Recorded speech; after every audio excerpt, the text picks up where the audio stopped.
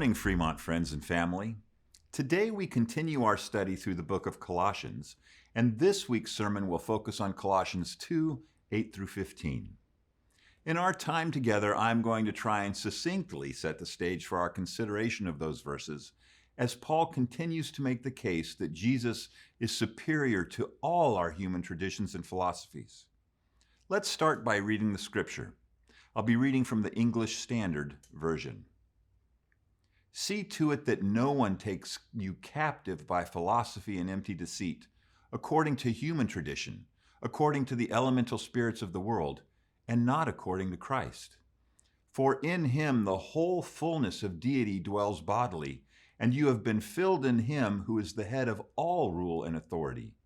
In him also you were circumcised with a circumcision made without hands, by putting off the body of the flesh, by the circumcision of Christ, having been buried with him in baptism, in which you were also raised with him through faith in the powerful working of God, who raised him from the dead.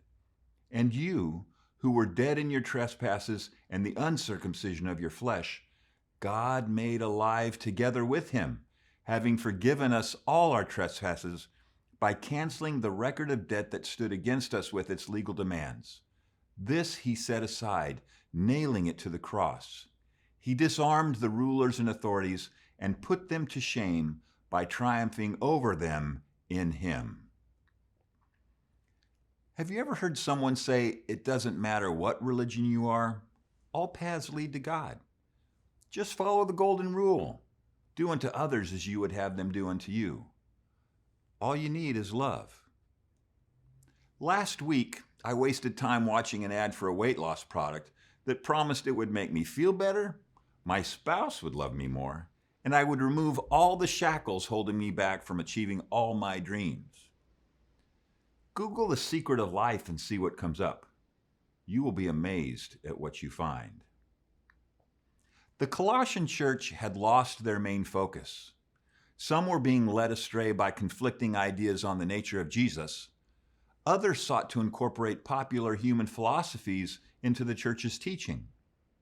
Paul refocuses them by again explaining who Jesus is.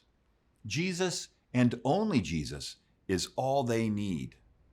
Paul exhorts them, and us, not to be taken in by empty, deceptive ideas, teachings, or philosophies that have their source in human wisdom and experience. Our completeness, our empty spaces, that vacuum in our life can only be filled by Christ. Why? Our search for God and meaning is found in Jesus, God in the flesh. Christ is the head of every power and authority. We have been united with Christ, given fullness, made complete. You need look no further to cast off the baggage we have taken on, to get out from under the rules and regulations that only serve to oppress us and create mental and spiritual barriers to moving past our mistakes and living the life rooted in grace that God through Christ has given us. Christ died and forgave all of our mistakes and remembers them no more. I love the description of what God did through Jesus on the cross at the end of this passage. He, God, disarmed the rulers and authorities and put them to open shame by triumphing over them in him. The rulers of the day thought they had defeated Jesus, canceled him out when they crucified Jesus on the cross. But they didn't win.